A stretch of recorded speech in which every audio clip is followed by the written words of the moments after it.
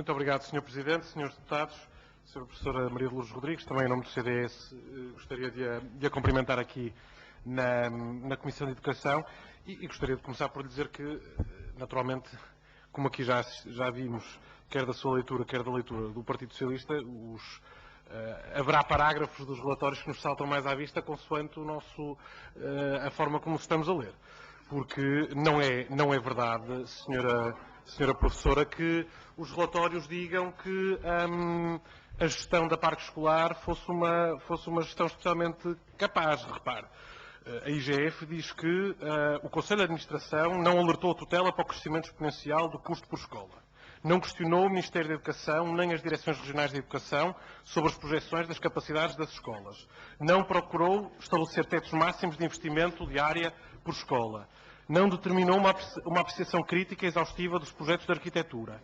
E apenas em abril de 2011, já a senhora professora não estava no Governo, só a partir de abril de 2011 emitiu o Conselho de Administração da Parque Escolar orientações escritas visando a contenção de custos e a racionalização, a otimização do investimento, nomeadamente contra os materiais utilizados, aos regulamentos técnicos e às orientações do Ministério da Educação que não eram avaliadas pela empresa. O Tribunal de Contas faz avaliações parecidas. Olha o que diz o Tribunal de Contas da Parque Escolar. Autorizou despesas e pagamentos ilegais num montante superior a 500 milhões de euros. Restringiu os mecanismos de concorrência na contratação dos projetos de arquitetura. Permitiu um acréscimo de 53 milhões de euros no valor global das contratações iniciais. Permitiu o incumprimento generalizado dos prazos das empreitadas com atraso na conclusão das obras superiores a 100 dias. Bom, e vamos mais longe então à OCDE. O que é que diz a OCDE?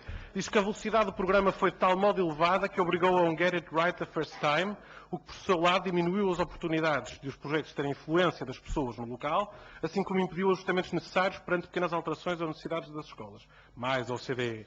A rapidez com que o programa foi implementado é tal que deixou um espaço muito limitado para a aprendizagem e a aplicação dessa aprendizagem e experiência nas questões relacionadas com o desenho dos edifícios, o financiamento e as questões orçamentais.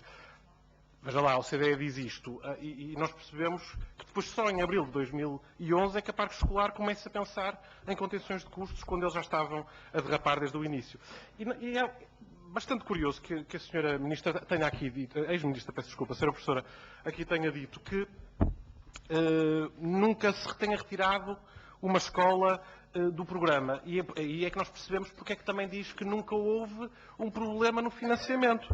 Porque se é apresentado em 2007, no Conselho de Ministros, e é apresentado pela, na altura, Ministra Maria de Lourdes Rodrigues, um programa de 332 escolas para 940 milhões de euros, quando nós chegamos a 2010 e lemos nos relatórios de atividades e de contas que só falamos em 205 escolas, mas em 3 mil milhões de euros, eu percebo que não haja um problema de financiamento do seu ponto de vista. Se acha que se não se retiraram escolas do programa, também achará que não se teve de aumentar o financiamento.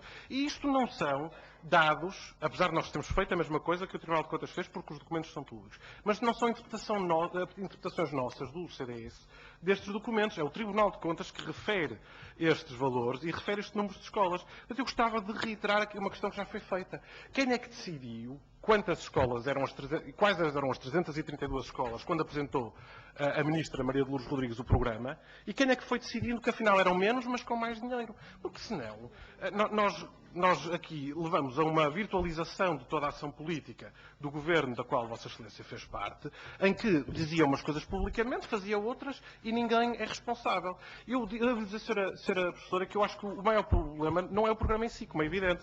Aliás, ao contrário de outros partidos, o CDS não acha de todo mal nós termos uma empresa que se focalize e que se especialize na aprendizagem dos processos da renovação do parque escolar e que os execute com maior eficácia e com maior eficiência. Mas isso teria de ter, numa lógica normal, como consequência, que as escolas pudessem ficar mais baratas com o tempo, ao invés de ficarem mais caras. Eu acho que o maior problema foi a pressa a que, a dada altura, o Partido Socialista votou este programa. A dada altura, em 2009, disse que para criar emprego, como se isso fosse assim feito assim, tinha que se acelerar as medidas das escolas. Viu-se o emprego, está à vista de toda a gente, o emprego que foi criado por este programa. Aliás, é pura matemática que se o dinheiro está a ser gasto numa área, não está a ser gasto na outra. Portanto, a criação líquida de emprego é puramente virtual. Apenas retirou o dinheiro aos contribuintes ou endividou-se para criar suposto emprego na área da construção Mas é evidente que o endividamento está a ser pago ao longo deste ano, e o aumento de impostos deste ano, que cria austeridade, que o Partido Socialista diz que destrói emprego, é fruto desta criação virtual de emprego anterior. E depois passa o fim do programa de 2015 para 2013, a tempo das eleições que normalmente se realizariam nesse ano. Já tinha feito no 5 de outubro as 100 inaugurações no 5 de outubro. E depois tinha interesse em fazer em 2013 ainda mais inaugurações a tempo de novas eleições. A questão, e para terminar, Sr. Presidente, é que a antecipação destas intervenções, a pressa em inaugurar escolas, a pressa em criar supostamente emprego que naturalmente nunca se criaria, apenas se retirava de uma área da economia para outra, o que o Governo preferiu, e está no Decreto-Lei 34 de 2009, é criar emprego a curto prazo, lá está, a tempo das eleições, depois prejudicando o crescimento. E eu acho que a questão aqui nunca pode ser nós termos qualquer óbice com a requalificação das escolas. Portanto, os seus slides são bem-vindos, porque também aplaudimos que tenham sido terminadas essas situações. Mas se foi ou não tido em conta... Deputado, o tempo. Peço desculpa, o interesse do contribuinte e o interesse dos próprios alunos das escolas, porque até vão ser eles que vão pagar, nas dívidas a 30 anos, estas intervenções, ou se esse interesse não foi tido em conta. E a última pergunta, se o Governo tivesse contratualizado com as autarquias, que eram as autarquias que tinham que qualificar e o Governo pagava as escolas do ensino secundário, o Governo tinha ou não limitado com teto máximo o preço de intervenção por escola? Muito obrigado. Muito obrigado, Sr. Deputado. Eu informo os colegas que a Sra. Professora Maria de Lourdes Rodrigues depositou aqui na mesa 2 dossiês intitulados Programa de Modernização das Escolas no Ensino Secundário e Escolas Secundárias antes da Requalificação. Portanto, tem algumas imagens, ou várias imagens. Eu pedirei aos serviços e despachos, no sentido de ser fornecido uma cópia a cada um dos grupos parlamentares. Eu creio que depois nos farão chegar o suporte, o ficheiro informático, e, portanto, depois poderá ser distribuído em suporte informático a todos os colegas que o desejam. Ou melhor, a todos. Portanto, cada um descarregará depois dos seus correios eletrónicos ou do site da Comissão. Sra. Professora, dispõe de 5 minutos para responder. Muito obrigada, Sr. Deputado. A pressa na execução deste programa tem que ver com este estado de degradação. Ou o Sr. Deputado acha que este estado de degradação não tem nada a ver com indisciplina, não tem nada a ver com insucesso, não tem nada a ver com abandono escolar? É que, na minha opinião, a pressa vem do estado de degradação em que as escolas se encontravam e da impossibilidade em que estávamos de resolver este problema. Esta é a pressa. Acresce que em 2008, quando eclode a crise financeira internacional, o Governo decidiu um investimento para estimular a economia e o emprego. E o Sr. Deputado, que faz tanta apologia de uma leitura, da leitura certa dos relatórios do Tribunal de Contas e dos relatórios da Inspeção, vai-me conceder que eles nessa matéria são unânimes em considerar que este programa respondeu de facto de uma forma eficaz às necessidades de dinamismo da economia e do emprego. São gerados em permanência mais de 9.000 postos de trabalho, são 9.000 técnicos, operários que trabalham em permanência nas escolas durante o ano de 2009 e durante o ano de 2010, são mais de 2.700 empresas que são envolvidas nos trabalhos da parque escolar. E, portanto, nessa parte vai-me conceder que a parque escolar são os próprios 2 relatórios que reconhecem de uma forma muito clara, respondeu de forma eficaz. A parque escolar estava não só a responder com êxito a este problema de degradação das escolas, como respondeu a um outro problema de maior dimensão e que era, de certa forma, lateral à vida da educação e da parque escolar, mas que responderam também com muita eficácia. E, portanto, não há essa articulação que o Sr. Deputado faz com os períodos eleitorais. Isso não existiu no programa da Parque Escolar. Foi-lhe aqui respondido, eu tive a oportunidade de ver, que no programa da República foi a própria Comissão que decidiu assinalar o centenário da República com a inauguração de escolas e a grande maioria delas eram as escolas das autarquias. Mas há um ponto que eu gostava muito de lhe responder, porque penso que é uma pergunta muito interessante que faz. E este modelo, se tivesse sido feito com as autarquias, em lugar de se ter criado uma empresa pública, teríamos tido ganhos de eficiência na gestão dos recursos públicos.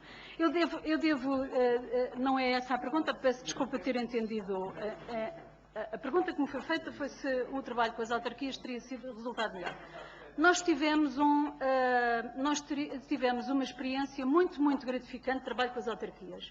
Desde logo na substituição de todas as escolas de primeiro ciclo, como sabem, levou à construção, neste momento não sei exatamente os números, quando eu saí do Governo, ia em cerca de 400 centros escolares que foram construídos em todo o país para substituir as antigas escolas primárias ou para as renovar, e as ampliar e adaptar. E esse programa correu muito bem, na minha opinião, com grande eficácia também e, sobretudo, com uma grande rapidez. Ainda contratualizamos com as autarquias a renovação ou a construção ou a ampliação de algumas escolas básicas e secundárias. E aí os resultados foram menos regulares, digamos assim. Houve autarquias que cumpriram. Nós identificámos as piores escolas básicas, as chamadas 2-3, eram cerca de 50, e contratualizamos a substituição ou a renovação destas escolas com as autarquias dos respectivos concelhos. E o que aconteceu foi que, em alguns casos, as coisas correram de facto muito bem, as escolas foram substituídas e temos também todo esse problema resolvido. As piores escolas básicas, neste momento, não existem já, foram já requalificadas ou substituídas. Mas não correu bem em todas as autarquias, devo dizer-lhe. Não quero aqui referir nenhum caso em particular, mas não correu bem. Porque as dinâmicas, os interesses, as orientações das autarquias, muitas vezes, são divergentes dos da própria Ministério da Educação. Não há convergência plena, digamos assim, nesses objetivos e, portanto, nem sempre corre bem. E o que nos pareceu a nós foi que, no que respeitava às escolas secundárias, era preciso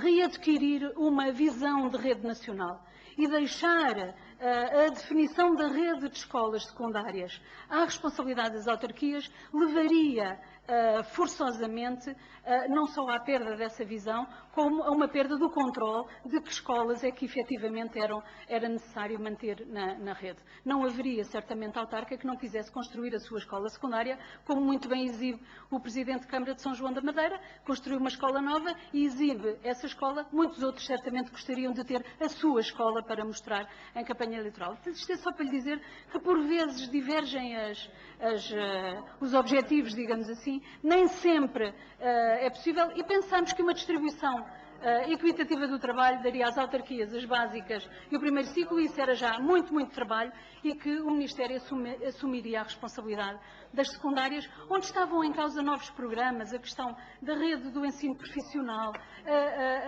a questão de combater de uma forma muito, muito eficaz o abandono escolar no secundário, que pareceu-nos que essa era a rede que devia ficar à responsabilidade do Ministério da Educação. E não nos parece que a parque escolar, aliás, também não é uma questão de opinião, é de resultados dos relatórios da inspeção, o custo por metro quadrado das construções feitas pela parque escolar ou feitas pelas autarquias é muito semelhante. Não há uma grande diferença no custo por metro quadrado. Se diferença houver, ela é mais favorável à parque escolar do que às experiências feitas pelas autarquias. Muito obrigada.